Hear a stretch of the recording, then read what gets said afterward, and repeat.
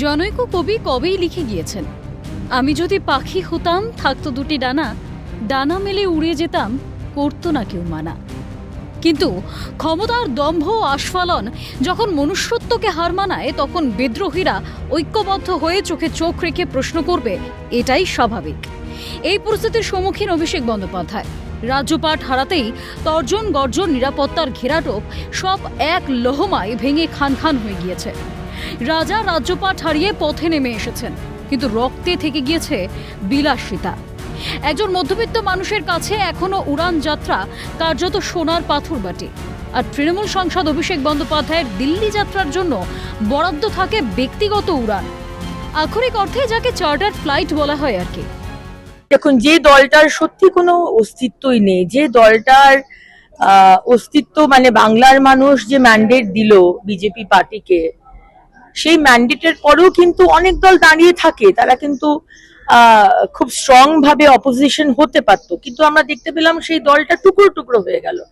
আজকে এই কারণের জন্যই তো টুকরো টুকরো হলো। আজকে বাংলার মানুষের টাকা চুরি করে আজকে চার্টার্ড ফ্লাইট, আজকে বিলাসবহুল জীবন, আজকে বিরাট কনভয়। অভিষেক ব্যানার্জির বাড়ির সামনে দিয়ে কেউ যেতে আসতে পারতো না, এত পুলিশ।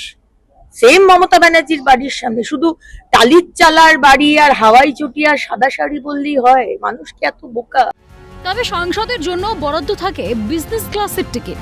যে পথ বিজনেস ক্লাসে যেতে 15 থেকে 20 হাজার টাকা খরচ হয়, সেই পথ লক্ষ লক্ষ টাকা খরচ করে চার্টার্ড বিমানে গিয়েছেন অভিষেক বন্দ্যোপাধ্যায়।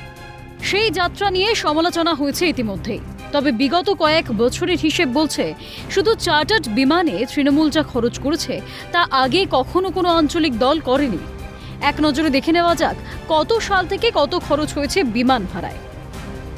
2022 সালে খরচ হয়েছে 35 কোটি টাকা, 2023 সালে খরচ হয়েছে 13 কোটি টাকা, 2024 সালে খরচ হয়েছে 56 কোটি টাকা, 2025 সালে খরচ হয়েছে 37 কোটি টাকা।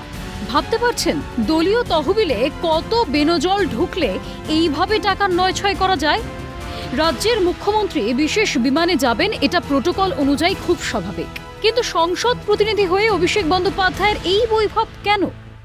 চাকরি দিতে পারিনি, কিন্তু হেলিকপ্টারে তো চড়েছে, চার্টার্ড ফ্লাইটে তো চড়েছে। আমি এই কথাটা আজকে বলছো বা শোনা যাচ্ছে, আমি এটা কবে থেকে বলছি। আসলে না, এরা রাজনৈতিক মানসিকতাই এদের নেই, রাজনৈতিক মনও নয়, রাজনৈতিক ব্যক্তিও নয়, রাজনীতিতে চলে এসছে। আমি জেনে শুনেই বলছি যে মুখ্যমন্ত্রীর প্রয়োজনে হেলিকপ্টার ব্যবহার বা আলাদা ফ্লাইট ব্যবহার, চার্টার্ড ফ্লাইট ব্যবহার, সেটা আমি অর্থ খুঁজে পাই, সেটা বুঝি। কিন্তু একটি ব্যক্তি বিশেষ তার এই অনবরত হেলিকপ্টার এবং চার্টার্ড ফ্লাইট ব্যবহার নেই তো আমি অনেকবারই, বেশ কয়েক মাস বোধহয় বছর অতিক্রান্ত আমি বলছি বা বলেছি। আর এই কারণেই হয়তো স্থাবকতা ভুলে মেরুদণ্ড সোজা রেখে প্রশ্ন করতে শিখেছেন তৃণমূলের বিদ্রোহীরা। মুক্ত কণ্ঠে যুবরাজের বিলাসিতা নিয়ে প্রশ্ন তোলার সাহস দেখাচ্ছেন তারা। আমাদের হচ্ছে ইন্ডিভিজুয়াল কাল্টের বিরুদ্ধে লড়াই। এখানে নরেন চক্রবর্তী, ঋতব্রত ব্যানার্জি, ডেভিড সরকার, অভিজিৎ ঘটক কেউই কখনো চার্টার্ড ফ্লাইটেই চড়েনি। আমাদের হচ্ছে চার্টার্ড ফ্লাইট বিরোধী যে লড়াই, সেই কালেকটিভ লড়াইয়ে আমরা আছি, আমরা থাকবো এবং আমরা সবাই মিলিতভাবে গোটা লড়াইটাকে এগিয়ে নিয়ে যাব। তৃণমূল কংগ্রেসের অন্দরে কয়েকশো কোটি টাকার ব্যাংক অ্যাকাউন্ট ফ্রিজ করা এবং শীর্ষ নেতৃত্বের বিপুল বিমান খরচ নিয়ে গৃহযুদ্ধ চরমে। অস্বস্তিতে অভিষেক। তবে কাদের টাকায় এই বিলাসিতা? তদন্ত চাইছে রাজ্যবাসী। ক্যালকাটা নিউজ।